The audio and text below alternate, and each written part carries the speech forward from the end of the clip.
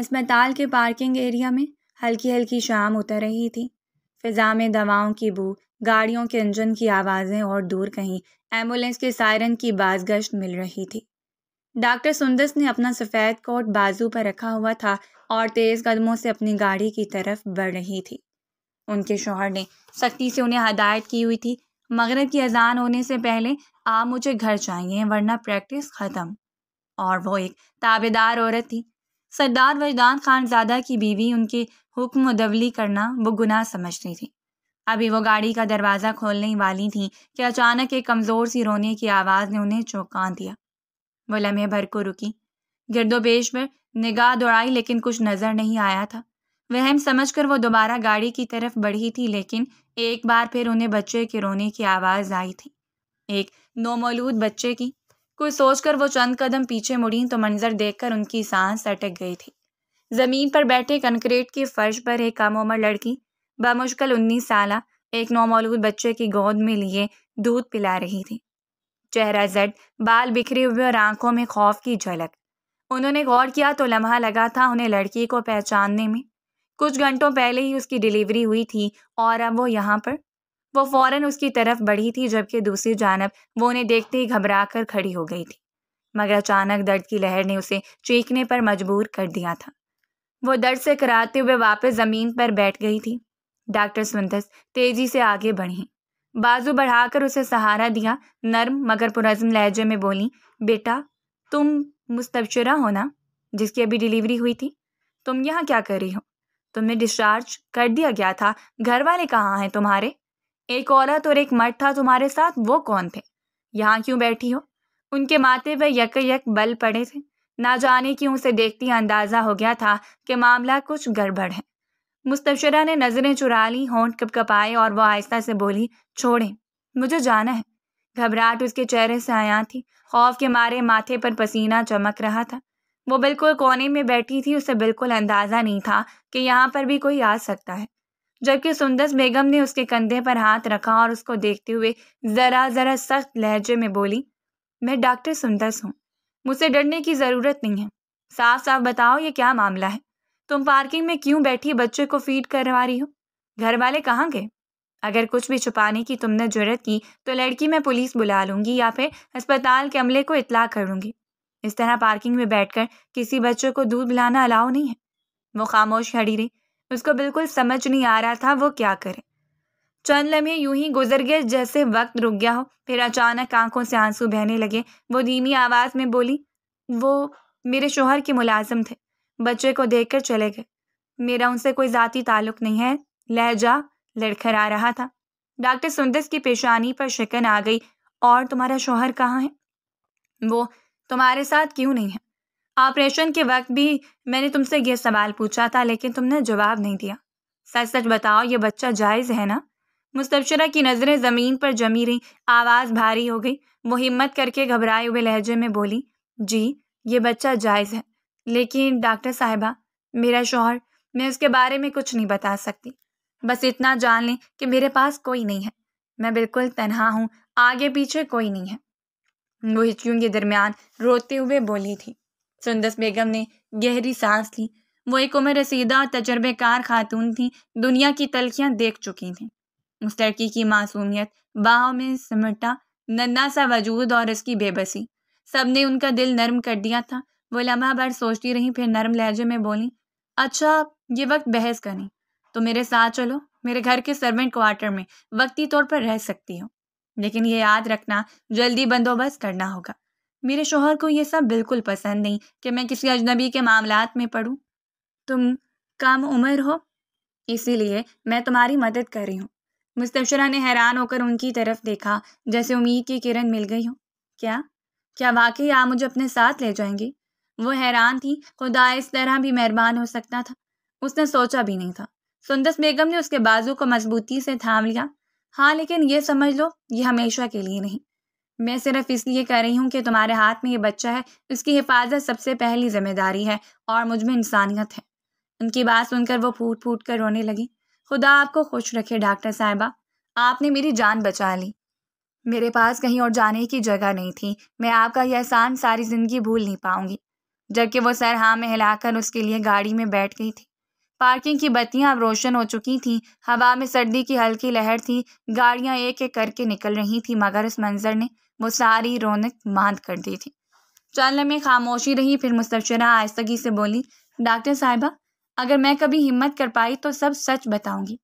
ابھی بس اتنا کہہ سکتی ہوں کہ میرا کوئی نہیں ہے، اور ابھی میں آپ کو کچھ نہیں بتا سکتی۔ خدارا میرے حال پر رحم کریے گا۔ سندس بیگم گاڑی سٹارٹ کرتے ہوئے بولی، فی الحال تمہیں سب کچھ بتانے کی ضرورت نہیں، بس آرام کرو، لیکن یاد رکھنا وقت زیادہ نہیں ہے، 1 ہفتہ ہے، اس کے بعد تمہیں اپنا بندوبست کرنا ہوگا۔ ان کی آواز میں ایک ماں جیسی سختی اور ایک والد جیسی ذمہ داری دونوں جھلک رہی تھی۔ گاڑی پارکنگ ایریا سے نکل کر اندھیری سڑک پر بڑھ گئی اور اس کے ساتھ ہی مستبشرہ کی زندگی کا ایک نیا موڑ شروع ہو گیا تھا۔ لیکن وہ جانتی نہیں تھی جس کو لے کر جا رہی ہے وہ ان کی زندگی میں واپس جانے کے لیے نہیں آئی ہے۔ دوسری جانب فارم ہاؤس کی فضا پرسکون تھی، مگر اندرونی ماحول میں ایک عجیب سی بے بسی چھائی ہوئی تھی۔ شام کا وقت تھا، سوئمنگ پول کے نیلے پانی پر ہلکی ہلکی روشنی جھلک رہی تھی، نرم ہوا درختوں کے پتوں کو ہلکا سا جنبش دے رہی تھی۔ بالاج خانزادہ نیم دراز کرسی پر بیٹھا ہوا تھا، ہاتھ میں کرسٹل کا گلاس تھا جس میں مشروب جھلک رہا تھا۔ وہ پانی کی سطح پر نظریں جمائے کبھی سوچوں میں گم ہوتا اور کبھی ہلکا سا گھونٹ لے لیتا۔ اسی لمحے اس کا خاص ملازم خرم آہستہ قدموں سے قریب آیا، ادب سے سر جھکا کر بولا، سلام چھوٹے خان، ایک خبر دینی ہے۔ انداز بے حد عاجزانہ تھا۔ بالاج نے بے پرواہی سے ایک نظر اس پر ڈالی، پھر گلاس کو آہستگی سے گھمایا اور سرد لہجے میں بولا، کہو کیا کہنا ہے۔ خرم لمحہ بھر کو رکا، لب کانپے جیسے الفاظ سوچ کر چن رہا، پھر ہچکچاتے ہوئے بولا، چھوٹی مالکن، ان کے بیٹا ہوا ہے، حالت کافی ناساز تھی، اسی لیے کاشف اور اس کی بیوی ان کے ساتھ تھے، لیکن جیسے اسپتال نے ڈسچارج کیا وہ دونوں انہیں چھوڑ کر چلے گئے۔ آپ بیگم صاحبہ کہیں نظر نہیں آ رہی، کچھ پتہ نہیں چل رہا ہے۔ لیکن سر ان سے چلا بھی نہیں جا رہا تھا، ان کو بہت تکلیف ہو رہی تھی، لیکن خدا کا احسان ہے بچہ بالکل ٹھیک ہے۔ بالاج نے گہری سانس لی، چہرے پر غصے کی ایک جھلک آئی۔ اس نے گلاس میز پہ رکھا اور سخت لہجے میں بولا، کس نے کہہ دیا وہ چھوٹی مالکن ہے؟ ایک نکاح کر لینے سے کوئی عورت میرے گھر کی فرد نہیں بن جاتی، اور پھر یہ بھی کس نے ثابت کیا کہ وہ بچہ میرا ہے؟ سوچ سمجھ کر بات کیا کرو، سمجھ آئی؟ بلا وجہ کاشف اور اس کی بیوی کو جانے کی ضرورت کیا تھی؟ کیا میں نے حکم دیا تھا؟ تم لوگ اپنے طریقے سے اپنے پاس رکھو، جو میں کہوں وہی کیا کرو۔ وہ لڑکی کل کی مرتی آج مر جائے، مجھے ایک فرق تک نہیں پڑے گا۔ خرم نے سر جھکائے رکھا، وہ جانتا تھا چھوٹے خان کے غصے میں دخل لینا خطرناک ہے، مگر دل میں ہمدردی تھی، لہٰذا ہمت کر کے بولا، چھوٹے خان، وہ لڑکی صرف 19 سال کی ہے، ڈیلیوری نارمل ہوئی ہے، لیکن حالت ابھی کمزور ہے اس کے ساتھ۔ بالاج کرسی پر بیٹھے بیٹھے دھاڑ کر بولا، زبان سنبھال کر بات کرو خرم، میں نے کہا نا، میرے سامنے اسے چھوٹی مالکن مت کہنا، وہ میرے گلے کا توق بن گئی ہے، رحم کر کے ایک بار نکاح کیا تھا اور اب وہی رحم مصیبت بن چکا ہے، میرا بس چلے تو اس کا گلا دبا کر اسے ختم کر دوں، میرے باپ کی عزت کو خاک میں ملا دے گی وہ لڑکی، میں اس پر بالکل بھروسہ نہیں کر سکتا، اس لیے جتنا ہو سکے اس سے دور رہو۔ اس کی آنکھوں میں حقارت تھی، آواز سخت اور برف کی طرح ٹھنڈی۔ وہ کھڑے ہو کر خرم کے قریب آیا، کندھے پر ہاتھ رکھتے ہوئے دھمکی آمیز لہجے میں بولا، پتہ کرو کہاں ہے وہ، میں طلاق دے کر اس قصے کو ختم کروں گا، یہ بچہ میرا ہے یا نہیں یہ سوچنے کے لیے بھی وقت ضائع نہیں کروں گا۔ اگر یہ خبر بابا تک پہنچ گئی بلا وجہ مصیبت آ جائے گی، اور میں گدی نشینی کے وقت ایسا کوئی بھی تماشا نہیں چاہتا۔ گاؤں میں ہماری بہت عزت ہے، ایک چھوٹی سی چنگاری بابا کی ساکھ ہلا سکتی ہے۔ خرم نے ایک لمحے کے لیے نظریں اٹھائیں جیسے کچھ کہنا چاہتا ہو، پھر فوراً جھک گیا اور دھیمی آواز میں بولا، جی چھوٹے خان، جیسے آپ حکم دیں۔ وہ مجبور تھا، سامنے مالک کھڑا تھا، اس کے ساتھ بحث کرنا مطلب اپنی نوکری کو خطرے میں ڈالنے کے برابر تھا، اور وہ ایسا کچھ نہیں کرنا چاہتا تھا۔ بالاج نے گلاس دوبارہ اٹھایا اور ایک لمبا گھونٹ لیا، پانی کی لہروں پر نظر ڈالتے ہوئے طنزیہ مسکراہٹ لبوں پر آئی، یہ لڑکی مجھے سبق سکھانے آئی تھی شاید، سوچا ہوگا میری زندگی کا حصہ بن جائے گی۔ نہیں خرم، یہ خانزادہ اتنا کمزور نہیں کہ کسی کے آنسو یا معصومیت سے قید میں آ جائے، وہ صرف ایک لذت کا سامان تھی، اب ہو کسی کے ساتھ بھی مجھے کوئی فرق نہیں پڑتا۔ خرم کچھ نہیں بولا تھا، صرف جی بولا اور آہستہ قدموں سے پیچھے ہٹنے لگا۔ اس کے دل میں عجیب سی بے چینی تھی، ایک طرف اپنے مالک کی سختی، دوسری طرف ایک ناتواں لڑکی اور اس کے معصوم بچے کی بے بسی۔ بھالاج نے اسے جاتے دیکھا، پھر سرد ہوا کے جھونکے کے ساتھ دوبارہ گلاس لبوں سے لگا لیا۔ روشنی پول کے پانی میں ٹمٹما رہی تھی اور فضا میں ایک بے رحمی کی خنک ہوا پھیل گئی تھی، لیکن آنکھوں کی چمک کچھ اور ہی بتا رہی تھی۔ جو لفظ منہ سے ادا ہوئے تھے وہ آنکھوں سے بالکل بھی مل نہیں رہے تھے۔ دوسری جانب خانزادہ کوٹھی کے وسیع لان میں رات کے اندھیرے کے ساتھ خاموشی اتر رہی تھی۔ اونچے درختوں کے سائے پورچ پر جھک رہے تھے جہاں ڈاکٹر سندس کی گاڑی آ کر رکی۔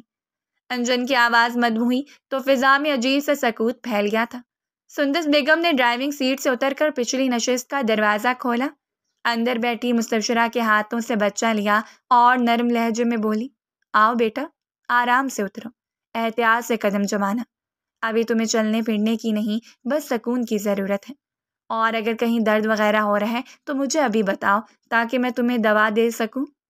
مستبشرہ بالمشکل گاڑی سے اتری، قدم ڈگمگائے تو سندس بیگم نے فوراً سہارا دیا۔ اس نے سر کو ہلکی سی نفی میں جنبش دی تھی۔ صحن میں چلتے ہوئے سندس بیگم آہستہ آواز میں مزید بولی، دیکھو، برا نہیں مانا، لیکن میں تمہیں کوٹھی کے اندر نہیں لے جا سکتی۔ تم ایک اجنبی لڑکی ہو جس کے بارے میں صرف مجھے اتنا پتا ہے کہ میں نے آج تمہاری ڈیلیوری کی ہے، اس کے علاوہ میرا تم سے کوئی تعلق نہیں ہے۔ معذرت، لیکن تمہیں سرونٹ کوارٹر میں رہنا ہوگا، اور یہ بات یاد رکھنا، تمہارے پاس صرف 1 ہفتے کا وقت ہے۔ اس دوران اپنے شوہر یا گھر والوں کا سراغ نکالو، اس کے بعد میں تمہارے ساتھ نہیں دل سکوں گی، تمہیں اپنا بندوبست خود کرنا پڑے گا۔ اور ویسے بھی کب تک تم میرے گھر میں رہو گی؟ ایک نہ ایک دن تمہیں اپنے گھر تو جانا ہی ہوگا، تو بہتر ہے جتنا جلدی ہو سکے اپنا راستہ تلاش کرو۔ وہ بہت صاف گو عورت تھی، لیکن نہایت پروقار خاتون۔ اگلے شخص کا درد سمجھنا وہ اپنی اولین ترجیح سمجھتی تھی۔ مستبشرہ نے ندامت کے ساتھ نظریں جھکا لیں اور دھیرے سے بولی، ڈاکٹر صاحبہ، آپ کا جتنا شکریہ ادا کروں کم ہے۔ آپ نے مجھ پر رحم کیا، ورنہ میرے پاس تو کوئی راستہ نہیں تھا۔ آپ کی مہربانی ہے کہ آپ مجھے چھت دے رہی ہیں۔ اگر آپ مجھے کسی درخت کے نیچے بھی اپنے گارڈن میں رکھتی تو میں رہ لیتی۔ سرونٹ کوارٹر میں رہنا تو میرے لیے فخر کی بات ہے۔ وہ سر جھکائے دھیمی آواز میں بولی تھی۔ وہ دونوں ساتھ ساتھ قدم بڑھا رہی تھیں۔ سرونٹ کوارٹر کے قریب پہنچتے ہی سندس بیگم بولی، اچھا، تمہارے خاندان میں کون کون ہے؟ ماں، باپ، بہن، بھائی؟ تمہیں اپنے بارے میں اب کچھ بتانا پڑے گا، کیونکہ میں بنا معلومات کے تمہیں یہاں نہیں رکھ سکتی۔ میرے شوہر کوئی عام انسان نہیں ہے، ان کا سختی سے مجھ پر ہولڈ ہے۔ میں ان کی اجازت کے بغیر کوئی قدم نہیں اٹھاتی، لیکن تم اس گھر میں ان کی اجازت کے بغیر ہی رکھ رہی ہیں، تو مجھے تمہارے بارے میں تمام علم ہونا چاہیے۔ امید کروں گی تو میرے ساتھ تعاون کرو۔ مستبشرہ نے آہستہ سے سر نفی میں ہلایا اور اس کو دیکھتے ہوئے بولی، میرے آگے پیچھے کوئی نہیں ہے۔ ماں باپ کا انتقال جب میں 5 سال کی تھی تب ہو گیا تھا۔ میں اپنی چچا چچی کے ساتھ رہتی آئی ہوں۔ خاندان میں بھی میرے صرف چچا اور چچی ہی ہیں۔ میں نے پسند کی شادی کی ہے، گھر والے راضی نہیں تھے، اسی لیے میں اپنے گھر سے بھاگ آئی تھی، اور جب میں اپنے شوہر سے لا تعلق ہوئی اور اپنے گھر واپس گئی تو انہوں نے بھی میرا ساتھ چھوڑ دیا تھا۔ انہوں نے صاف کہہ دیا تھا کہ آج سے تم ہمارے لیے مر چکی ہو، تمہارا اور ہمارا کوئی تعلق نہیں ہے۔ سندس بیگم لمحے بھر کو رکی، پھر سوالیہ نگاہ سے دیکھتے ہوئے بولی، تو پھر 9 ماہ کہاں رہی ہو؟ جب تک شوہر کے پاس تھی۔ نہ جانے کیوں انہیں اب گڑبڑ کا احساس ہونے لگا تھا۔ وجدان خانزادہ کے روپ سے وہ واقف تھی، اندر ہی اندر انہیں خوف محسوس ہو رہا تھا، لیکن ہمدردی ہر چیز پر غالب تھی۔ مستبشرہ کے چہرے پر شرمندگی کی لکیریں ابھریں، کچھ لمحے چپ رہی، پھر دبے لہجے میں بولی، میں عیدی سینٹر میں تھی، لیکن وہاں والوں کو میری اصلیت معلوم ہوگی، اسی لیے انہوں نے مجھے نکال دیا۔ ان کا کہنا تھا کہ بھاگی ہوئی لڑکی کا ہم کوئی ساتھ نہیں دے سکتے، تم آوارہ ہو، اسی لیے مجبوراً مجھے وہاں سے نکلنا پڑا، اور وہاں سے نکلتے میری طبیعت بہت خراب ہو گئی تھی۔ اسی وجہ سے مجھے فوراً اسپتال پہنچا دیا گیا تھا، اور پھر میری ڈیلیوری ہو گئی۔ سندس بیگم نے گہری سانس بھری، ان کے لہجے میں افسوس اور جھنجھلاہٹ دونوں شامل تھے۔ کیا کروں میں تم جیسی کم عمر لڑکیوں کا؟ محبت کے 2 بول اگر مرد بول دیں تو تم سب اپنی عقل کھو بیٹھتی ہو، سب کچھ داؤ پر لگا دیتی ہو۔ اب دیکھو، تمہارے ہاتھ میں کچھ بھی نہیں بچا، تم تنہا رہ گئی۔ مجھے افسوس ہے، تمہارے ساتھ بہت برا ہوا، لیکن مستبشرہ، یہ سب ٹھیک نہیں ہے، تم اپنا کردار خراب کر چکی ہو۔ اس کی آنکھوں میں آنسو آ گئے تھے مگر وہ خاموش رہی، جانتی تھی یہ ساری باتیں اس سے اب ساری زندگی سننی ہے۔ سندس بیگم ذرا نرم لہجے میں بولی، خیر آپ پریشان نہیں ہو، لیکن یاد رکھنا 1 ہفتے سے زیادہ کچھ نہیں کر سکتی۔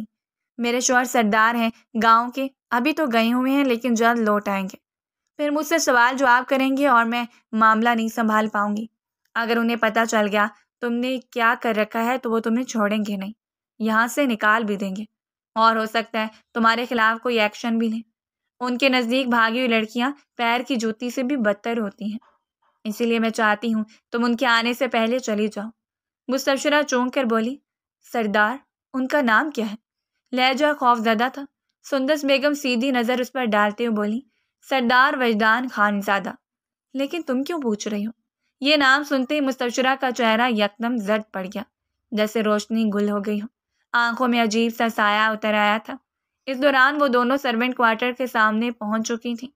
چھوٹے سے کمرے میں ایک بیڈ، پرانی کرسی اور کھڑکی سے آدھی مدھم ہوا۔ سندس نے بچے کو بیڈ پر لٹایا، مستبشرہ کو کرسی پر بٹھایا اور نرمی سے بولی، اچھا چھوڑو تمام باتوں کو اور ڈرو مت، اگر ایسی نوبت آئی تو تمہارے سامنے میں کھڑی ہو جاؤں گی، کسی چٹان کی مانند۔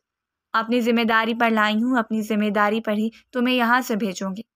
میں تمہارے لیے یخنی اور سوپ بھیج رہی ہوں، وہ پی لینا تاکہ تمہارے جسم میں طاقت آئے اور بچے کو سکون سے فیڈ کروا سکو۔ اپنا خیال رکھنا، یہ سب سے ضروری ہے، ٹھیک ہے بچے؟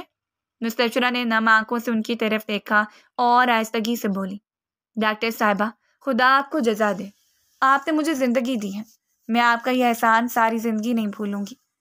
سندس نے سر ہلایا اور دروازے کی طرف بڑھ گئی۔ باہر جاتے جاتے بس اتنا بولی، یاد رکھنا تمہارے پاس وقت بہت کم ہے، اپنے قدم سوچ سمجھ کر رکھنا، ٹھیک ہے؟ یہ کہتی ہی وہ چلی گئی تھی۔ دروازہ بند ہوا تو مستبشرہ اپنے بچے کے قریب جا بیٹھی، اس کے ننھے ہاتھ کو تھام کر نظریں خلا میں ٹک گئی۔ کمرے کی خاموشی میں صرف بچے کی سانسوں کی ہلکی آواز گونج رہی تھی اور اس کے دل میں اندیشوں کا طوفان تھا۔ پورا دن معمول کے مطابق طے ہو گیا تھا۔ رات کے 10 بجے کا سناٹا پورے گھر پر چھایا ہوا تھا۔ خانزادہ کوٹھی کے اوپری منزل پر نرم پیلے بلب کی روشنی میں ڈاکٹر سندس اپنے بیڈ روم کے آئینے کے سامنے بیٹھی تھیں۔ ٹیبل پر رکھے سنہری ڈھکن والے مرتبان سے لوشن نکال کر وہ اپنے ہاتھوں پر لگا رہی تھیں۔ کمرے کی خاموشی میں صرف لوشن کے رگڑنے کی سرسراہٹ سنائی دے رہی تھی۔ اچانک میز پر رکھا موبائل زور سے بجنے لگا۔ انہوں نے چونک کر موبائل کی طرف دیکھا۔ سکرین پر جگمگاتے نام کو دیکھ کر دل جیسے ایک لمحے کو تھم گیا تھا۔ وجدان خان زادہ؟ سندس بیگم لمحے بھر کچکچائیں۔ شادی کو کئی سال گزر گئے تھے مگر آج بھی ان کے دل میں وجدان خان زادہ کے لیے وہی رعب اور دبدبا تھا جو شادی کے پہلے روز تھا۔ گہری سانس لے کر انہوں نے کال ریسیو کی۔ ابھی لب ہلے بھی نہیں تھے کہ دوسری طرف سے گرجدار آواز کمرے میں گونجی، بیگم آپ کس کو اٹھا کر آج گھر لائی ہیں؟ ہمیں اطلاع ملی ہے کہ کسی نومولود بچے کو اور اس کی ماں کو آپ نے سرونٹ کوارٹر میں ٹھہرایا، یہ کیا معاملہ ہے؟ سندس بیگم نے پلکیں جھپکی، ہاتھوں کی انگلیوں سے لوشن کو سمیٹ کر گود میں رکھا اور دھیرے لہجے میں بولی، آپ کے ملازم کوئی زیادہ ہی مجھ پر نظر نہیں رکھتے؟ یہ انداز مجھے کچھ خاص پسند نہیں ہے۔ وجدان خانزادہ کی آواز میں سختی کم نہیں ہوئی تھی مگر انداز صاف تھا۔ میرا لڑنے کا کوئی ارادہ نہیں ہے، آپ مجھے صرف اتنا بتا دیں یہ چل کیا رہا ہے؟ کس کو اٹھا کر لائی ہیں آپ؟ میں نے آپ کو کتنی بار سمجھایا ہے دوسروں کے معاملات سے آپ گریز کیا کریں، لیکن آپ کو میری بات سمجھ ہی نہیں آتی۔ میرا کہا ہوا آپ کے نزدیک فارغ ہوتا ہے۔ چند لمحے کے لیے کمرے میں خاموشی چھا گئی۔ سندس بیگم نے نظریں جھکائیں، پھر آہستہ آواز میں بولی، وہ بے سہارا ہے، بچہ بھی اب نارمل ڈیلیوری سے ہوا ہے، اس کے پاس رہنے کے لیے کوئی جگہ نہیں ہے، شوہر نے دھوکہ دیا ہے، میں نے سوچا کچھ دن یہاں رہے گی پھر چلی جائے گی، کسی کا ساتھ دینا گناہ نہیں ہوتا اور میں کون سا اس کی خدمت کر رہی ہوں یا پھر کوئی ملازم اس کی خدمت کر رہا ہے، وہ بیچاری بس ایک طرف رہ رہی ہے، بس کچھ دن میں چلی جائے گی۔ فون پر لمحہ بھر سکوت رہا، پھر وجدان خانزادہ کی آواز پہلے سے زیادہ کڑک دار ہو کر ابھری، بلا وجہ تم ایسی حرکتیں کر کے اپنے سر پر مصیبت لے لیتی ہو۔ سندس، وہ دن دور نہیں جب میں تمہیں واپس گاؤں لے جاؤں گا، پھر تمہاری یہ پریکٹس، یہ اسپتال، سب کچھ ختم ہو جائے گا۔ مجھے نہیں پسند تمہارا اتنا زیادہ دریا دل ہونا۔ پورا گاؤں میرے خلاف ہو گیا تھا مگر میں نے تمہارا ساتھ نہیں چھوڑا تھا، لیکن اب اگر تم ایسی حرکتیں کرو گی تو میں کس طرح نظام سنبھالوں گا؟ سندس کے چہرے پر تلخی ابری مگر لہجہ قابو میں رکھا تھا۔ وہ صاف لہجے میں بولی، میں ایک معالج ہوں، میں آپ کی بات سمجھ رہی ہوں۔ لیکن وہ اپنی بات مکمل بھی نہیں کر پائی تھی کہ وجدان ٹھنڈے مگر کاٹدار لہجے میں بولے، اگر آپ معالج ہیں تو میں آپ کا شوہر ہوں، اور صرف شوہر نہیں، ایک گاؤں کا سردار ہوں۔ مجھے ہر قدم سوچ سمجھ کر رکھنا پڑتا ہے۔ کچھ وقت بعد مجھے اپنے بیٹے کو سرداری سونپنی ہے۔ ایسے میں لوگ بہت جلد مطلب نکال لیتے ہیں۔ ہمیں ہر قدم پھونک پھونک کر رکھنا ہے۔ لیکن میری بات آپ کو سمجھ ہی نہیں آ رہی۔ سندس کے لب ہلے مگر الفاظ گم ہو گئے تھے۔ وجدان خانزادہ کی آواز اب مزید سخت ہو چکی تھی۔ وہ بولے، پرسوں تک میں گھر پہنچ جاؤں گا، اس لڑکی کا بندوبست کر دینا، اسے یہاں سے نکال دینا، سمجھ آئی؟ میں جب گھر آؤں تو مجھے کوئی گھر میں نظر نہیں آئے، اس بات کا آپ دھیان رکھیں گے۔ کمرے میں ایک لمحے کے لیے گھڑی کی ٹک ٹک اور فون کی ہلکی سی گونج کے سوا کچھ نہیں رہا تھا۔ سندس کے ہاتھ کانپ گئے، آنکھوں میں ہلکی نمی ابھری مگر وہ فوراً سنبھل گئی۔ چند ثانیے بعد لبوں سے بس ایک لفظ نکلا، جی۔ وہ کچھ کہتی یا سنتی اس سے پہلے ہی فون کٹ گیا تھا۔ کمرہ دوبارہ خاموشی میں ڈوب گیا۔ میز پر رکھا موبائل بجھی روشنی کے ساتھ ساکت تھا۔ سندس نے آئینے میں اپنی ہی تصویر کو گھور کر دیکھا، چہرے پر سوال، آنکھوں میں بے بسی اور دل پر بوجھ۔ وہ آہستہ سے کرسی کی پشت سے ٹیک لگا کر بیٹھ گئی۔ ان کے کانوں میں اب بھی وجدان کی آواز گونج رہی تھی، اس لڑکی کا بندوبست کرو اور اسے نکالو۔ شادی کو کئی سال بیت گئے تھے مگر آج بھی ان دونوں کے درمیان وہ دیوار حائل ہی تھی جو شادی کے پہلے روز تھی۔ ان کے سامنے دب جانا، ان کے سامنے آواز نہ اٹھانا سندس بیگم کا مشغلہ بن چکا تھا۔ کمرے کے باہر صحن میں ہوا کے ہلکے جھونکے چل رہے تھے۔ اندر ڈاکٹر سندس بیگم کے دل میں اندیشوں کا طوفان تھا۔ ایک طرف بے سہارا مستشرہ اور اس کا نومولود بچہ، دوسری طرف وجدان خانزادہ کا حکم، اور یہ توازن کب تک قائم رہ سکتا تھا؟ یہ سوال ان کے دل کو کاٹنے لگا تھا۔ پوری رات اسی کشمکش میں بیت گئی تھی۔ اگلی صبح کا سورج پوری آب و تاب سے روشن ہوا تھا۔ صبح کے 9 بجے کا وقت تھا۔ آسمان پر ہلکی ہلکی روشنی بکھری ہوئی تھی اور صحن کے کونے میں موجود درختوں سے شبنم کی بوندیں ٹپک رہی تھیں۔ ہوا میں تازگی اور خاموشی کا عجیب سا امتزاج گھلا ہوا تھا۔ سندس بیگم ہلکے نیلے دوپٹے میں ملبوس قدم بقدم سرونٹ کوارٹر کی طرف بڑھی، لکڑی کے دروازے کو ہلکا سا دھکیل کر اندر داخل ہوئی تھی۔ سامنے کا منظر انہیں لمحہ بھر کے لیے ساکت کر گیا تھا۔ مستشرہ ایک پرانے سے چارپائی پر بیٹھی اپنی نومولود بچے کو دودھ پلا رہی تھی۔ چہرے پر کمزوری کے آثار نمایاں تھے مگر بچے کو باہوں میں سمیٹے ہوئے اس کے لبوں پر ہلکی سی ممتا بھری مسکراہٹ جھلک رہی تھی۔ جیسے سندس بیگم اندر آئی وہ گھبرا کر سیدھی ہو گئی، جلدی جلدی اپنے کپڑے درست کیے اور نظریں جھکا لیں۔ سندس بیگم نرمی سے بولی، کوئی بات نہیں، گھبراؤ مت، آرام سے دودھ پلا لو، میں کچھ نہیں کہہ رہی، یہ تو قدرت کا نظام ہے، عورت کو یہ ادا کرنا ہی ہوتا ہے، تم اتنا گھبرا کیوں رہی ہو؟ وہ سمجھ رہی تھی کہ کم عمری میں ماں بن کے آسان نہیں ہوتا، حیا جھجک ہر شے غالب آتی ہے۔ مستشرہ کپ کپاتی ہوئی آواز میں بولی، جی ڈاکٹر صاحبہ۔ وہ آہستہ سے بچے کو سینے سے الگ کر کے کپڑے درست کرنے لگی اور پھر جھجکتے ہوئے کھڑی ہو گئی۔ سندس بیگم آگے بڑھی، بچے کو غور سے دیکھا اور دھیرے سے بولی، کیسا ہے بچہ تمہارا، اور تم کیسی ہو اب؟ کہیں درد تو نہیں ہو رہا؟ اور بچے کی طبیعت وغیرہ ٹھیک ہے نا؟ مستشرہ نے نظریں جھکائیں اور ہلکی سی آواز میں بولی، جی ٹھیک ہوں، بس ذرا کمزوری ہے، بچہ بھی ٹھیک ہے۔ سندس بیگم کے لبوں پر ہلکی سی مسکراہٹ ابھری۔ وہ چارپائی کے پاس بیٹھتے بولی، نام کچھ سوچا اس کا یا ابھی دماغ نہیں بنا؟ مستشرہ چند لمحے خاموش رہی، پھر بچے کو دیکھا اور ہچکچاتے ہوئے بولی، کئی مہینوں سے سوچا ہوا ہے مگر سمجھ نہیں آ رہا یہ رکھوں یا نہیں۔ وہ بولی، تم ماں ہو، حق رکھتی ہو، بتاؤ کیا سوچ رہی ہو؟ وہ تھوڑا سا گھبرائی تھی اور پھر سہمے سہمے انداز میں بولی، میں سوچ رہی تھی اس کا نام سلطان رکھوں۔ سندس بیگم کے چہرے پر خوشگوار تاثر ابھرا، بہت پیارا نام ہے سلطان، شان والا نام، بچے کو سوٹ کرے گا۔ چند لمحے کمرے میں خاموشی چھائی رہی، پھر سندس بیگم گہری سانس لیتے ہوئے بولی، مستشرہ دراصل مجھے تم سے کچھ کہنا ہے، کچھ ضروری۔ وہ چونک کر سیدھی ہوئی، نظریں جیسے سوال کر رہی ہوں۔ جی ڈاکٹر صاحبہ، آپ حکم کریں۔ سندس بیگم دھیمے مگر سنجیدہ لہجے میں بولی، میرے شوہر کو سب پتہ چل گیا ہے، انہیں خبر مل چکی ہے کہ تم یہاں ہو اور وہ سخت ناراض ہیں۔ انہوں نے مجھے صاف کہہ دیا ہے کہ پرسوں تک تم اپنا انتظام کر لو۔ میں بہت شرمندہ ہوں بیٹا، لیکن تمہیں اب یہاں سے موو کرنا ہوگا۔ یہ سن کر مستبشرہ کے چہرے پر ہوائیاں اڑ گئی تھیں، اس کی آنکھوں میں نمی تیرنے لگی۔ وہ گھبرائے ہوئے لہجے میں بولی، بیگم صاحبہ ایسا نہیں کہیے۔ وہ لرزتی آواز میں بولی، میں کہاں جاؤں گی اس بچے کو لے کر؟ میرا تو کوئی سہارا نہیں ہے۔ سندس بیگم نے بے بسی سے دونوں ہاتھ اٹھا دیے۔ بیٹی، میں مجبور ہوں، دل میرا بھی دکھ رہا ہے، لیکن میں اپنے شوہر کے حکم کے آگے کچھ نہیں کر سکتی۔ وہ پرسوں یہاں آ جائیں گے اور ان کے سامنے میری بالکل نہیں چلتی۔ مستبشرہ کی آنکھوں سے آنسو بہنے لگے۔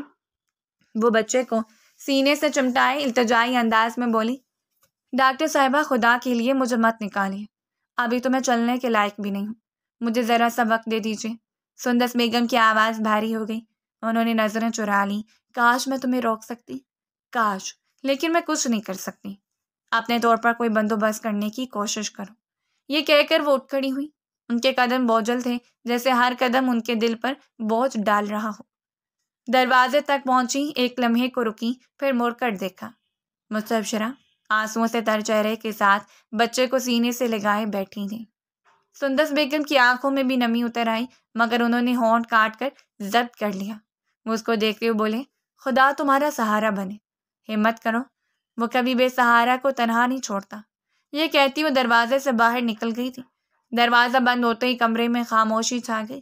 مستبشرہ نے لرزتے ہاتھوں سے سر تھام لیا، آنکھوں سے بہتے آنسو دامن میں گرتے جا رہے تھے۔ بچہ ہلکی ہلکی سسکیوں سے 7 ماہ کے سینے سے چمٹا ہوا تھا۔ کمرے کی فضا میں بے بسی اور دکھ کی گھٹن پھیل گئی تھی، جیسے وقت بھی لمحے بھر کے لیے تھم گیا ہو۔ وقت اور تیزی سے گزرتا جا رہا تھا۔ سندس بیگم کے کلینک کے کیبن میں صبح کی روشنی کھڑکی سے اندر اتر رہی تھی۔ ہوا میں ہلکی سی خوشبو دوائیوں اور صابن کے ملی جلی بکھری ہوئی تھی۔ وہ ابھی ایک مریض کو فارغ کر کے اپنے کاغذات سمیٹ رہی تھی۔ ہلکی سی مسکراہٹ کے ساتھ بلند آواز میں بولی، نیکسٹ۔ چند لمحے بعد دروازہ آہستہ سے کھلا۔ اندر قدم رکھنے والی شخصیت کو دیکھ کر ان کی آنکھوں میں خوشی کی چمک بھر گئی۔ سامنے بالاج خانزادہ کھڑا تھا، لمبا قد، ڈھیلے ڈھالے کپڑوں میں بھی اپنی شان دکھاتا ہوا۔ سندس بیگم اپنی جگہ سے فوراً اٹھی، آنکھوں میں ممتا کی نمی اور ہونٹوں پر خوشی کی مسکراہٹ سجائے وہ آگے بڑھی اور بے اختیار بولی، میرا شہزادہ کب آیا؟ انہوں نے قریب جا کر اسے گلے لگا لیا۔ ان کے بازوؤں کی گرفت میں ممتا کی پوری شدت تھی۔ بالاج نے مسکراتے ہوئے ان کے سر پر پیار کیا، جیسے بچپن کی عادت اب بھی برقرار ہو۔ بس ابھی آیا ہوں، سیدھا یہیں، وہ نیم شکوہ بھرے لہجے میں بولا۔ بابا نے تو وہاں دماغ خراب کر کے رکھا تھا، کبھی کسی سے ملاقات، کبھی جرگے میں بیٹھو، کبھی فیصلوں پر دستخط کرو۔ میرا تو دل ہی گھبرا گیا تھا۔ وہاں سے بھاگ کر فارم ہاؤس گیا، لیکن وہاں بھی دل نہیں لگا۔ آخر میں ایک ٹیکسٹ کر کے بابا کو بتایا اور سیدھا آپ کے پاس آ گیا ہوں۔ سندس بیگم کے ہونٹوں پر مسکراہٹ گہری ہو گئی۔ تم گھر کیوں نہیں گئے؟ اتنی لمبی ڈرائیو کر کے تھک گئے ہوگے، جا کر فریش ہو جاتے، پھر مجھے فون کر دیتے، میں خود آ جاتی۔ بالاج ان کی آنکھوں میں دیکھتے ہوئے نرمی سے بولا، آپ سے بڑھ کر میرے لیے کچھ نہیں ہے، نہ آرام نہ سکون، صرف آپ ہو۔ آپ سے ملنے کے بعد ہی سکون آتا ہے۔ وہ چند لمحے اسے دیکھتی رہیں، دل کی گہرائیوں سے مطمئن، پھر بولی، گاؤں میں سب کیسے ہیں؟ حویلی کا کیا حال ہے؟ بالاج نے بے دلی سے شانے اچکائے، وہی سب کچھ، پرانی رسمیں، پرانی سوچ، ذرا ذرا سی بات پر ہنگامے، وہی پرانے لوگ، وہی دقیانوسی خیالات لے کر بیٹھے ہیں، کچھ نہیں بدلا۔ سندس بیگم نے آ بھری، پھر سنبھل کر بولی، اچھا خیر اب گھر چلیں، تم تھکے ہوئے لگ رہے ہو۔ بالاج نے ان کا ہاتھ تھامنے کی کوشش کی اور اسرار انداز میں بولا، ہاں چلتے ہیں، میں تو بس آپ کے ساتھ وقت گزارنے آیا ہوں۔ لیکن سندس بیگم نرم لہجے میں بولی، نہیں ابھی نہیں، تھوڑا انتظار کرو، میرے کچھ مریض باقی ہیں، پہلے ان کو دیکھ لوں گی، پھر چلیں گے، ذمہ داری پہلے ہے بیٹا۔ بالاج ہلکی سی شرارت سے بولا، تو پھر میں کیا کروں جب تک آپ مصروف ہیں؟ آپ کو تو پتہ ہے مجھے ایک لمحہ بھی تنہا بیٹھنا اچھا نہیں لگتا۔ سندس بیگم نے مسکرا کر ایک طرف اشارہ کیا، وہاں دیکھو میرا ریسٹ روم ہے، جاؤ فریش ہو جاؤ، آرام کر لو، چاہو تو لیٹ بھی جانا، آدھے گھنٹے میں میں فارغ ہو جاؤں گی، پھر ہم دونوں اکٹھے نکلیں گے۔ بالاج نے ماں کی طرف دیکھا، جیسے وہ کہنا چاہ رہا ہو کہ ان کے بغیر ایک لمحہ بھی نہیں گزار سکتا، مگر ان کے لہجے کی سنجیدگی دیکھ کر مسکرا دیا، اچھا پھر میں یہی کرتا ہوں، لیکن آپ جلدی آئیے گا۔ سندس بیگم نے اس کے بازو پر ہاتھ رکھا اور پیار سے بولی، ہاں جلدی ہی آ جاؤں گی، تم بس تھوڑا سا صبر کرو۔ بالاج ہلکی مسکراہٹ کے ساتھ ریسٹ روم کی طرف بڑھ گیا۔ سندس بیگم نے گہری سانس لی اور فائلیں کھول کر اگلے مریض کے لیے تیار ہو گئی۔ ان کے چہرے پر اطمینان تھا کہ ان کا بیٹا ان کے قریب ہے اور یہی ان کے لیے سب سے بڑی راحت تھی۔ 1 گھنٹے بعد گاڑی پرسکون انداز میں شہر کی مصروف سڑکوں سے گزرتی جا رہی تھی۔ سامنے ڈھلتی شام کا ہلکا سا رنگ آسمان پر پھیلا تھا۔ اندر خاموشی کو صرف انجن کی گونج توڑ رہی تھی۔ سندس بیگم ڈرائیونگ سیٹ پر دونوں ہاتھ اسٹیئرنگ پر جمائے بیٹھی تھیں، جبکہ ساتھ فرنٹ سیٹ پر بالاج ٹیک لگائے بیٹھا بالوں کو آئینے میں درست کر رہا تھا۔ سندس بیگم ہلکی سی مسکراہٹ کے ساتھ بولی، تمہیں پتہ ہے بیٹا، گھر میں ایک ننھا مہمان آیا ہوا ہے، کچھ دن کے لیے، ابھی میں تمہیں اس سے ملواؤں گی۔ بالاج نے چونک کر ماں کی طرف دیکھا، پھر نظریں دوبارہ آئینے میں جما کر بولا، ننھا مہمان؟ کون سا مہمان؟ سندس نے گاڑی موڑتے ہوئے گہری سانس لی اور نرم لہجے میں بولی، ایک لڑکی ہے جس کی ڈیلیوری میں نے کی تھی۔ اس کا شوہر دھوکے باز نکلا۔ جب وہ حاملہ ہوئی تو اس نے اسے گھر سے نکال دیا، حالانکہ اسے بھگا کر لایا تھا۔ بیچاری نے اپنے 9 مہینے ایک ادارے میں گزارے، لیکن جب وہاں والوں کو پتہ چلا کہ وہ گھر سے بھاگی ہے، انہوں نے بھی نکال دیا۔ ان کی آواز میں تڑہم کی جھلک تھی۔ کیا منظر تھا! ہسپتال کی پارکنگ میں بیٹھی اپنے نومولود کو دودھ پلا رہی تھی، نہ رہنے کی جگہ نہ سہارا، اس لیے میں اسے اپنے ساتھ لائی اور سرونٹ کوارٹر میں ٹھہرایا۔ لیکن تمہارے ابا نے صاف کہہ دیا ہے کہ پرسوں تک اسے نکال دو۔ کہتے ہیں تم گدی نشین ہونے والے ہو، اس طرح کی باتیں اچھا نہیں لگتی۔ بالاج نے ہونٹ پیچھے پھر بالوں پر ہاتھ پھیرتے بولا، اگر آپ رکھنا چاہتی ہیں تو رکھیے، میں بات کر لوں گا بابا سے، وہ کچھ نہیں کہیں گے۔ سندس کے چہرے پر سکون کی لہر دوڑ گئی۔ ہاں، کم سے کم 1 مہینہ تو اسے ٹھہرنے دوں گی۔ اس کی حالت ایسی نہیں کہ ابھی گھر سے نکالا جائے۔ انسانیت بھی کسی شے کا نام ہے بالاج۔ گاڑی پورچ میں داخل ہوئی اور وہی آ کر رک گئی۔ سندس بیگم نے پرس اٹھایا اور باہر نکلتے ہوئے بیٹے کو دیکھا اور بولی، آؤ میں تمہیں اس سے ملواؤں۔ بالاج ہچکچایا، ماما بعد میں، پہلے ذرا آرام کر لوں۔ مگر سندس بیگم نے اس کا ہاتھ تھام لیا تھا اور اس کو دیکھتے ہوئے بولی، نہیں، ابھی نہیں، 1 لمحے کے لیے آؤ پھر آرام کر لینا۔ وہ بادل ناخواستہ ماں کے ساتھ چل پڑا۔ سرونٹ کوارٹر کے سامنے پہنچ کر سندس بیگم نے دروازے پر دستک دی۔ اندر سے ہلکی سی کھڑکھڑاہٹ ہوئی اور پھر دروازہ کھلا۔ سامنے کھڑی لڑکی کو دیکھ کر بالاج کے قدم زمین سے جڑ گئے تھے۔ وقت تھمسا گیا تھا، اس کا رنگ اڑ گیا اور آنکھوں میں ناقابل یقین سا صدمہ چھا گیا تھا۔ وہ مستبشرہ تھی، اس کی اپنی بیوی۔ کئی لمحات اس کی آنکھوں کے سامنے سے گزرے تھے جبکہ یہی حال اس کا تھا۔ مستبشرہ کے ہاتھ کانپنے لگے۔ گود میں بچہ تھا مگر اس کی نظریں پتھر کی مانند بالاج پر جمی رہیں۔ اس کے ہونٹ کانپے لیکن الفاظ باہر نہیں آ سکے۔ دونوں کے درمیان خاموشی اتنی گہری تھی کہ کمرے کی دیواریں بھی کانپتی محسوس ہوئیں۔ سندس بیگم بالکل بے خبر خوشی خوشی آگے بڑھی، بچے کو نرمی سے گود میں لیا اور بالاج کی طرف بڑھاتے ہوئے بولی، دیکھو یہ ہے وہ بچہ۔ بالاج، جب میں نے پہلی بار اسے دیکھا تھا تو حیران رہ گئی تھی، یہ تم سے کتنا ملتا ہے۔ ان کے لہجے میں سراسر معصومیت تھی۔ وہ ماں تھی، شاید بیٹے کے چہرے اور بچے کے نقوش کی مشابہت انہیں بھٹکا رہی تھی۔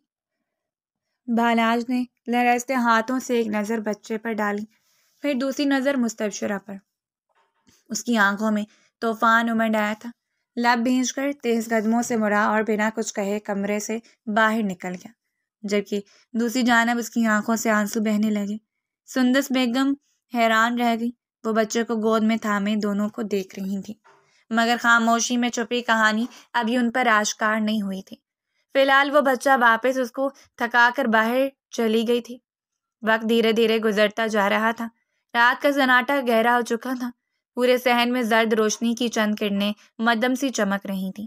کوٹھی کے دروازے پر سناٹا اور دور سے کتوں کے بھونکنے کی آواز ماحول کو اور بھی سنسان بنا رہی تھی۔ وہ اپنے کمزور ہاتھوں میں بچے کو احتیاط سے سمیٹے آہستہ آہستہ قدم اٹھاتی دروازے کی طرف بڑھ رہی تھی۔ آنکھوں میں خوف اور لبوں پر بے بسی کی خاموش دعا تھی۔ ابھی وہ مرکزی دروازے تک پہنچی تھی کہ اچانک ایک سخت ہاتھ اس کے منہ پر آیا۔ وہ چونک کر پلٹی تو سامنے بالاج خانزادہ کھڑا تھا، آنکھوں میں آگ اور لبوں پر کڑوا زہر لیے۔ بالاج نے ایک پل ضائع کیے بغیر اس کے بازو کو زور سے پکڑا اور بے رحمی سے گھسیٹتا ہوا اسے واپس سرونٹ کوارٹر کی طرف لے گیا۔ قدموں کی چاپ اور بچے کی رونے کی آواز سنائی دیتی رہی۔ کمرے کے اندر داخل ہوتے ہی جیسے ہی اس نے اسے چھوڑا، وہ رو پڑی اور کانپتی ہوئی آواز میں بولی، کیوں روکا ہے مجھے؟ جانے دو، مجھے نہیں رہنا آپ کے اس آغوش میں، آپ کے نام پر اب کوئی ذلت نہیں سہنی مجھے۔ بالاج کا چہرہ مزید سخت ہوا، اس نے غصے میں قدم آگے بڑھایا اور سرد لہجے میں بولا، دکھاؤ میرا بچہ۔ مستبشرہ نے فوراً اپنے بیٹے کو پیچھے کر لیا، سینے سے چمٹاتے ہوئے تڑپتی ہوئی بولی، خبردار خبردار جو ہاتھ بڑھایا میرے سلطان کی طرف، میں چھوڑوں گی نہیں آپ کو۔ آپ نے میری پوری زندگی برباد کر دی، آپ انسان ہی حیوان ہیں۔ بالاج دانت پیسے اس کا بازو پکڑ کر طنزیہ مسکراہٹ کے ساتھ بولا، جب تک میں چاہوں تم اس کوٹھی کی دہلیز بھی پار نہیں کر سکتی، میرے سامنے زبان چلانے کی ضرورت نہیں ہے۔ اور جہاں تک اس بچے کا تعلق ہے، یاد رکھو نام باپ رکھتا ہے اور وہ میں ہوں۔ کیا بولی؟ ویسے تم سلطان، یہ کوئی نام نہیں ہے، نام میں رکھوں گا، سمجھ آئی؟ مستبشرہ کی آنکھوں سے آنسو بہنے لگے، وہ ہمت جٹا کر کانپتی ہوئی آواز میں بولی، میں رکھوں گی، میرے بیٹے کا نام سلطان ہے اور یہی رہے گا۔ میں نے اسے جنم دیا ہے، میں نے 9 ماہ کی اذیت اکیلے برداشت کی ہے۔ آپ کہاں تھے؟ آپ کو تو پرواہ تک نہیں تھی کہ آپ کی بیوی کہاں بھٹک رہی ہے، کس حال میں زندہ ہے۔ آپ نے تو صرف اپنی حوث بٹائی تھی۔ یہ الفاظ بالاج کے اندر چنگاری کی طرح لگے، وہ ایک لمحے اسے گھورتا رہا اور پھر یکدم اس کا ہاتھ اٹھا، ایک زوردار تھپڑ اس کے رخسار پر پڑا تھا۔ وہ لڑکھڑا گئی لیکن پھر بھی بچے کو گرنے نہیں دیا۔ بالاج غصے سے کانپتی آواز میں بولا، خدا کی قسم، اگر تم نے یہاں سے نکلنے کی جرت کی تو یہیں اسی زمین میں گاڑ دوں گا۔ ابھی تم جانتی نہیں ہو کہ میں کون ہوں۔ مستبشرہ کی سسکیاں کمرے کی خاموشی کو چیرتی رہی۔ بالاج دروازہ دھار سے بند کرتا باہر نکل گیا۔ سرونٹ کوارٹر کی روشنی میں وہ زمین پر بیٹھ گئی، بچے کو سینے سے لگایا اور اپنے کانپتے لبوں سے بس ایک ہی لفظ دہرا رہی تھی، میرے سلطان، میرا سب کچھ تم ہو۔ صبح کے وقت سورج کی کرنیں آہستہ آہستہ کوٹھی کی کھڑکیوں سے اندر جھانک رہی تھیں، صحن میں ہلکی ہلکی ہوا کے جھونکے آ رہے تھے۔ گھڑی نے 10 بجنے کا اعلان کیا تو حسب معمول سندس بیگم سرونٹ کوارٹر کی طرف بڑھی۔ دروازہ آدھا کھلا ہوا تھا، اندر داخل ہوتے ہی ان کے قدم ٹھٹک گئے۔ سامنے مستبشرہ زمین پر بیٹھی تھی، اس کی آنکھیں سرخ، چہرہ زرد و سوجا ہوا گال، بال بکھرے ہوئے اور گود میں بچہ بے خبر نیند کی آغوش میں تھا۔ منظر ایسا تھا کہ دل کو چیر دینے والا۔ سندس بیگم فوراً اس کے قریب بڑھی، گھٹنوں کے بل اس کے سامنے بیٹھ گئیں اور گھبراہٹ سے بولی، ارے بچے، یہ کیا حال کر رکھا ہے؟ اوپر آ کر کیوں نہیں بیٹھی؟ رات بھر روئی ہو کیا؟ یہ آنکھیں، یہ چہرہ، کس نے مارا آپ کو؟ مستبشرہ نے دھندلی آنکھوں سے اس کی طرف دیکھا جیسے کہیں بہت دور سے لوٹ کر آئی ہو، لب کپائے اور وہ آہستگی سے بولی، اب تو لگتا ہے ساری زندگی میری ذات کے ساتھ رونا ہی لکھ دیا گیا ہے بیگم صاحبہ، سکون نام کی کوئی چیز نہیں بچی۔ سندس بیگم کا دل تڑپ گیا، اس کا چہرہ دونوں ہاتھوں میں تھام کر بولی، مستبشرہ، مجھے صاف صاف بتاؤ، ہوا کیا ہے؟ یہ زخم، یہ اداسی، سب کس کا نتیجہ ہے؟ خدا کے لیے مجھ سے چھپاؤ نہیں۔ یہ سنتے ہی مستبشرہ کی آنکھوں میں آنسوؤں کا طوفان امڑ آیا، وہ ان کے گلے سے لپٹ گئی، اس کی سسکیاں پورے کمرے میں گونجنے لگیں۔ وہ لرزتے لہجے میں بولی، بیگم صاحبہ، وہ بالاج، وہی میرا شوہر ہے۔ سندس بیگم کا جسم ایک لمحے کو جیسے منجمد ہو گیا، ان کے لب کھل تو گئے مگر آواز حلق میں اٹک گئی تھی۔ وہ ہچکچاتے ہوئے بولی، کیا کہہ رہی ہو تم؟ بالاج خان، یہ کیسے ممکن ہے؟ مستبشرہ کی سسکیاں مزید تیز ہو گئیں، وہ ٹوٹے ہوئے لہجے میں بولی، جی بیگم صاحبہ، وہی بالاج جس پر آپ کو مان ہے، جسے آپ نے اپنی آنکھ کا تارا سمجھتی ہیں، وہی میری بربادی کا سبب ہے۔ اس نے مجھے بہلایا، بہکایا، میرے گھر سے بھگایا، وعدے کیے، سہانے خواب دکھائے، مجھے استعمال کیا، یہاں تک کہ جب میں حاملہ ہو گئی تو مجھے اپنے فلیٹ سے دھکے دے کر نکال دیا۔ اور آپ جانتی ہیں کل رات جب میں یہ کوٹھی چھوڑ کر جا رہی تھی، اس نے مجھے زبردستی روکا، مارا، پیٹا، دھمکایا، کہتا ہے میرے بیٹے کا نام بھی وہی رکھے گا، کہتا ہے یہ بچہ بھی اس کی ملکیت ہے اور میں بھی۔ سندس بیگم کے چہرے پر حیرت اور صدمے کے گہرے آثار ابھر آئے تھے، وہ چند لمحے گمسم اسے دیکھتی رہی جیسے کسی نے ان کے پیروں تلے سے زمین کھینچ لی ہو، ان کا لہجہ کانپ رہا تھا۔ یہ سب سچ ہے مستبشرہ؟ بالاج نے سب کیا ہے؟ مستبشرہ نے آہستہ آہستہ سر ہلایا، آنسو گالوں پر بہہ نکلے۔ وہ بچے کو اپنے سینے سے اور زور سے لگاتے ہوئے بولی، بیگم صاحبہ، یہ میرا قصور نہیں تھا، میں صرف ایک کمزور لڑکی تھی جو اس کے جھوٹے وعدوں کے جال میں پھنس گئی، لیکن سزا مجھے مل رہی ہے، وہ سزا جس کے بارے میں سوچ کر ہی دل دہل جاتا ہے۔ سندس بیگم کے دل میں شدید ہمدردی اور دکھ کی لہر دوڑ گئی۔ انہوں نے مستبشرہ کے آنسو پوंجھنے کی کوشش کی، لیکن ان کے اپنے ہاتھ بھی کانپ رہے تھے۔ وہ بے یقینی سے بڑبڑائی، یہ کیسے کر سکتا ہے؟ یہ میرا بیٹا ہے اور اس نے یہ ظلم کیا؟ مستبشرہ ان کی آنکھوں میں دیکھتے ہوئے بولی، جی بیگم صاحبہ، یہی حقیقت ہے۔ اب آپ فیصلہ کریں، کیا میں اس قید میں مزید جی سکوں گی، یا میرا اور میرے بیٹے کا وجود ہمیشہ ایسے ہی رون دیا جائے گا؟ کمرے میں ایک لمحے کے لیے سناٹا چھا گیا، صرف بچے کی ہلکی ہلکی سانسیں اور مستبشرہ کی سسکیاں سنائی دے رہی تھیں۔ سندس بیگم کی نظریں خلا میں اٹک گئیں، ان کے دل پر ایک ایسا بوجھ آ گیا تھا جو کسی ماں کے لیے ناقابل برداشت تھا۔ ان کے لبوں سے بس اتنا نکلا، خدا گواہ ہے، آج میری دنیا الٹ گئی ہے۔ وہ مستبشرہ کو دیکھتی رہیں اور دل ہی دل میں ٹوٹتی جا رہی تھی، لیکن اچانک وہ اپنی جگہ سے اٹھی تھی۔ چہرے سے معلوم ہو رہا تھا کہ اب فیصلہ ہو چکا ہے۔ آدھے گھنٹے بعد ڈرائنگ روم کی فضا اس لمحے عجیب سی کشیدگی سے بھری ہوئی تھی۔ کمرے کی بڑی کھڑکی سے دھوپ اندر آ رہی تھی، مگر ماحول میں روشنی کی بجائے ایک بوجھل سا اندھیرا پھیلا ہوا تھا۔ صوفے پر مستبشرہ سر جھکائے بیٹھی تھی، اس کی آنکھیں نم تھیں اور گود میں چھوٹا سلطان آرام سے سو رہا تھا۔ دوسری طرف سندس بیگم بچے کو شفقت سے دیکھ رہی تھی۔ ان کے چہرے پر وہ سکون نہیں تھا جو عام دنوں میں ہوتا تھا، بلکہ سختی اور غصہ ان کے ہر نقش پر چھایا ہوا تھا۔ چند لمحے بعد دروازہ چرچراتا ہوا کھلا اور بالاج خان اندر داخل ہوا۔ جیسی نظر سامنے گئی، وہ لمحہ بھر کے لیے ٹھٹک گیا۔ بیوی کی گود میں بچہ اور برابر میں ماں کا بیٹا ہونا اس کے لیے حیران کن تھا۔ وہ گہری سانس لیتے ان کے قریب آیا اور رسمی انداز میں بولا، جی ماما، آپ نے مجھے بلایا؟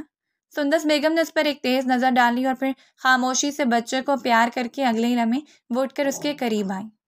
بالاج کے لب کھلنے سے پہلے ہی ان کا ہاتھ اٹھا اور ایک زوردار تھپڑ اس کے چہرے پر پڑا۔ کمرے میں ایک کرخ سی آواز گونجی۔ بالاج یکدم پیچھے ہوا اور حیران آنکھوں سے اپنی ماں کو دیکھنے لگا، جس نے زندگی میں پہلی بار اس پر ہاتھ اٹھایا تھا۔ ماما، یا آپ نے؟ اس کے لب کپ کپائے مگر وہ بات مکمل نہیں کر سکا تھا۔ سندس بیگم کا لہجہ بجلی کی طرح گرا۔ شرم آتی ہے مجھے تمہیں اپنی اولاد کہتے ہوئے، ایک معصوم 19 سالہ لڑکی کے ساتھ یہ ظلم، یہ ستم، کیا پاگل ہو گئے ہو تم بالاج؟ اس کے چہرے پر بے یقینی چھا گئی۔ وہ جھنجھلاہٹ سے بولا، آپ کیا کہہ رہی ہیں ماما؟ میں کچھ نہیں سمجھا۔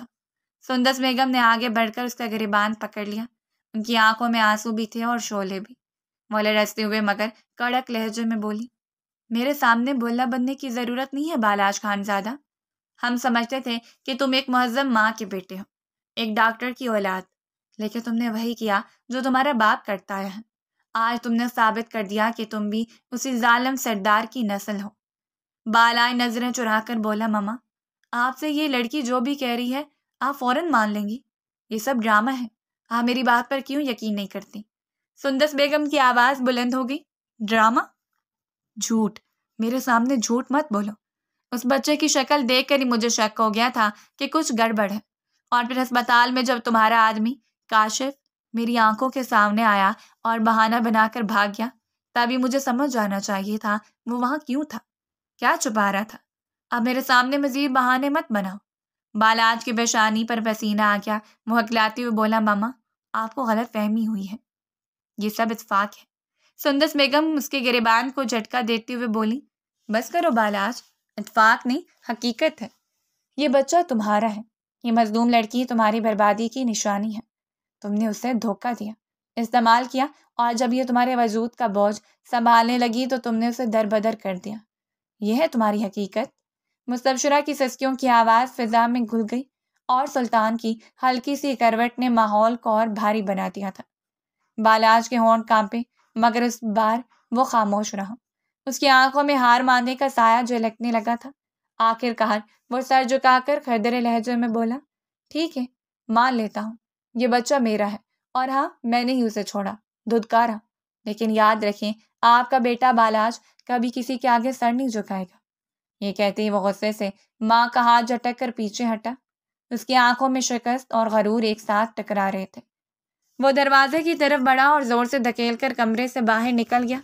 ڈرائنگ روم کی فضا میں ابھی تک سندس بیگم کے تھپڑ کی گونج باقی تھی اور ان کے دل پر ایک ایسا زخم لگا تھا جو شاید کبھی نہیں بھر سکے، لیکن ان کا فیصلہ اب بھی مضبوط تھا۔ اگلا دن نئی روشنیوں کے ساتھ روشن ہوا تھا۔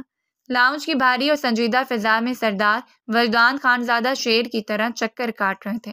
ان کے آتے ہی سندس بیگم نے ان کو ایک ایک چیز بتا دی تھی۔ ان کے چہرے پر غصے کی سرخی اور آنکھوں میں طوفان بھڑک رہا تھا۔ اچانک وہ دھاڑتے بولے، نیچے آؤ بالاج خان، تم نے ہمیں کہیں کا نہیں چھوڑا۔ ان کی آواز پوری کوٹھی میں گونجی۔ اوپر کمروں کے دروازے ہلے اور اگلے لمحے بالاج نے دروازہ کھولا۔ اس نے نیچے جھانک کر اپنے باپ کو دیکھا اور ان کے لہجے کی سنگینی سے معاملے کی شدت فوراً سمجھ گیا تھا۔ وہ آہستہ آہستہ زینے اترتا ہوا لاؤنج میں آیا تھا۔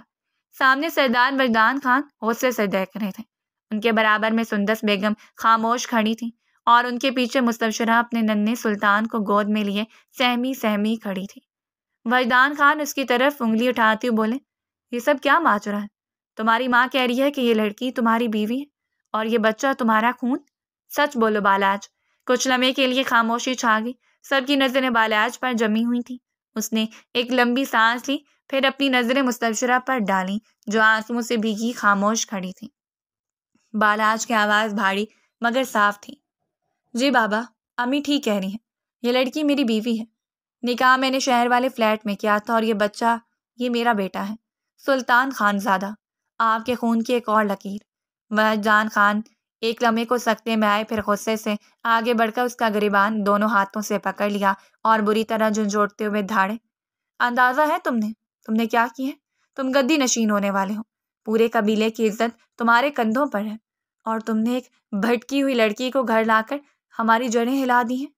بالاج نے مضبوطی سے باپ کی آنکھوں میں دیکھا اور ہلکی سی سختی سے بولا، بابا، اس میں گدی نشین کا کیا تعلق؟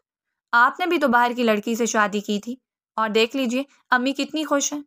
آپ آج بھی سردار ہیں، آپ کی عزت اپنی جگہ ہے، تو پھر میرا یہ فیصلہ کیوں غلط ہے؟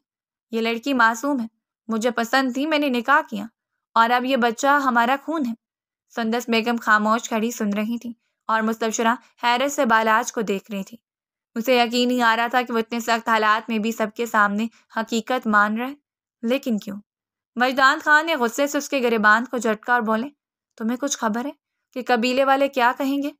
تمہاری ایک حرکت نے نسلوں کا مان داؤ پر لگا دیا ہے۔ بالاج کا لہجہ مزید مضبوط ہوا، بابا، قبیلے والے کیا کہیں گے یہ ان کی مرضی ہے، مگر میں اپنے خون کا انکار نہیں کر سکتا۔ یہ میرا بیٹا ہے سلطان خان زادہ اور یہ لڑکی میری بیوی ہے۔ میں نے نکاح کے وقت کسی سے اجازت نہیں مانگی تھی، آج بھی نہیں مانگوں گا۔ وجدان خان کے لب کپ کپائے، ان کی مٹھیاں بھینچ گئی۔ وہ کچھ لمحے اسے گھورتے رہے جیسے ایک اور دھار مارنے کو تھے، مگر اسی لمحے سلطان نے ہلکی سی آواز نکالی اور کروٹ بدلی۔ سب کی نظریں بچے کی طرف اٹھ گئیں، ننھا سا چہرہ معصومیت سے بھرا ہوا۔ وجدان خان کی آنکھیں اس پر ٹک گئیں، غصے کی شدت میں بھی ان کی نظریں لرز رہی تھیں۔ ان کے ہونٹوں پر ایک بے بس سا سکوت چھا گیا تھا۔ بالاج آہستگی سے بولا، بابا، یہ بچہ ہمارا مان ہے، ہمارے خون کی نشانی ہے، آپ چاہیں تو مجھے دھتکار دیں مگر اس معصوم کو نہیں ٹکرائیں۔ وجدان خان کی سانسیں بھاری ہو گئیں۔ انہوں نے ایک لمبی نظر سلطان پر ڈالی، پھر اپنی نظریں پھیر کر غصے سے بالاج کو دیکھا۔ کچھ کہے بغیر انہوں نے اس کا گریبان چھوڑ دیا اور قدم تیز کرتے لاؤنج سے نکل گئے۔ کمرے میں ایک بھاری خاموشی چھا گئی۔ سندس بیگم اور مستبشرہ ایک دوسرے کو دیکھ رہی تھیں اور بالاج کی آنکھوں میں عجیب سا سکون تھا۔ اسے یقین تھا کہ باپ نے سب کچھ نہ صحیح لیکن بچے کو ضرور قبول کر لیا ہے۔ کچھ گھنٹے بعد اس کے کمرے کی خاموش فضا میں ایک ہلکی سی مدھم روشنی جل رہی تھی۔ پردے آدھے گرے ہوئے تو رات کی ٹھنڈی ہوا ہلکی ہلکی اندر داخل ہو رہی تھی۔ مستبشرہ بستر کے کونے پر بیٹھی اپنے بچے کو دودھ پلا رہی تھی۔ اس کی آنکھوں میں ماں کی محبت اور تھکن کا ملا جلا عکس تھا۔ وہ اپنے ننھے سلطان کو دیکھتی جاتی اور دھیرے دھیرے مسکرا دیتی۔ اسی لمحے دروازہ کھلا اور بالاج خان زادہ کمرے میں داخل ہوا۔ قدم آہستہ مگر اعتماد بڑھے تھے۔ وہ سیدھا اس کے قریب آیا اور اس کے برابر بیٹھ گیا۔ چند لمحے وہ دونوں خاموش رہے، پھر وہ جھک کر بولا، تو پھر کیسا لگا میرا انداز؟ مستبشرہ نے ایک نظر اس پر ڈالی لیکن فوراً اپنی نظریں بچے پر جھکا لیں۔ جواب دینے کی بجائے وہ خاموشی سے اپنے بیٹے کو تھپکنے لگی۔ اس کی خاموشی بھی اپنی زبان بول رہی تھی۔ بالاج نے ہلکا سا کہکا لگایا، پھر نرم لہجے میں بولا، میں اپنے بیٹے کا نام کیوان رکھوں گا۔ یہ ترکش نام ہے، بہت مضبوط اور خوبصورت، مجھے ہمیشہ سے پسند تھا، اس کا مطلب بہادر ہے۔ مستبشرہ نے فوراً سر اٹھایا، آنکھوں میں ہلکی سی سختی تھی۔ میں سلطان رکھ چکی ہوں، آپ زیادہ بولیں مت۔ وہ مسکرایا، آنکھوں میں ضد کی چمک تھی۔ کیوں نہیں بولوں؟ میں باپ ہوں اس بچے کا۔ اگر میں نہیں ہوتا تو یہ بچہ بھی نہیں ہوتا۔ مستبشرہ تیز لہجے میں بولی، آپ نے پیدا نہیں کیا، میں نے تکلیفیں اٹھا کر اکیلے 9 مہینے گزار کر اسے پیدا کیے ہیں۔ بالاج کا چہرہ سنجیدہ ہو گیا۔ وہ دھیرے سے بولا، جی نہیں، اکیلے نہیں، 9 مہینے تمہارے ارد گرد میری نظر تھی۔ جس ایدھی سینٹر میں تم تھی وہیں کا پورا ہیڈ میرا تابع دار ہے۔ یاد کرو، تمہیں وقت پر دوائیاں ملتی تھی، وقت پر چیک اپ ہوتا تھا، وقت پر کھانا ملتا تھا، وہ سب میرے حکم سے تھا۔ مستبشرہ کی سانسیں رک سی گئیں، وہ ششدر ہو کر اسے دیکھنے لگی۔ بالاج مزید بولا، پھر جب تمہیں وہاں سے نکالا گیا وہ بھی میرے حکم پر تھا تاکہ تم اسپتال پہنچ سکو۔ ڈاکٹر نے کہا تھا وقت آ گیا ہے کاشف کا تم سے ملنا، پھر وہ اس کی بیوی تمہیں لے کر اسپتال پہنچے۔ یہ سب میری پلاننگ تھی۔ ڈیلیوری کے وقت جب ڈاکٹر نے خون مانگا تو میں خود گیا اور اپنا خون دیا تھا۔ یہ کہتے ہوئے اس نے اپنا ہاتھ آگے بڑھایا جہاں پر سوئی کا نشان اب بھی موجود تھا۔ یہ دیکھو، میرا خون تم دونوں کی رگوں میں ہے۔ مستبشرہ کی آنکھوں میں حیرت اور نمی اتر آئی۔ بالاج کے لہجے میں اب نرمی اور اپنائیت تھی۔ اور پھر تمہارا ماما سے مل جانا یہ شاید قدرت کا کھیل تھا، لیکن وہاں تک پہنچانا میری پلاننگ تھی۔ اگر میں تمہیں سیدھا یہاں لاتا تو میرا باپ تمہیں ختم کرا دیتا، کوئی نشان بھی نہیں رہتا۔ لیکن اب تمہارے ہاتھوں میں ہمارے خاندان کا وارث ہے، اب تمہیں کوئی چھو بھی نہیں سکتا۔ لمحے بھر رک کر گہری نظر سے بولا مستبشرہ، میں تم سے بہت محبت کرتا ہوں۔ ہاں، میں تمہارے قریب نہیں آ سکا، مجبور تھا، معاف کر دو مجھے۔ میں نے چاہ کر بھی اپنا آپ ظاہر نہیں کیا، مگر ہر پل تمہارے ارد گرد تھا، مجھے صرف تمہاری جان کا ڈر تھا۔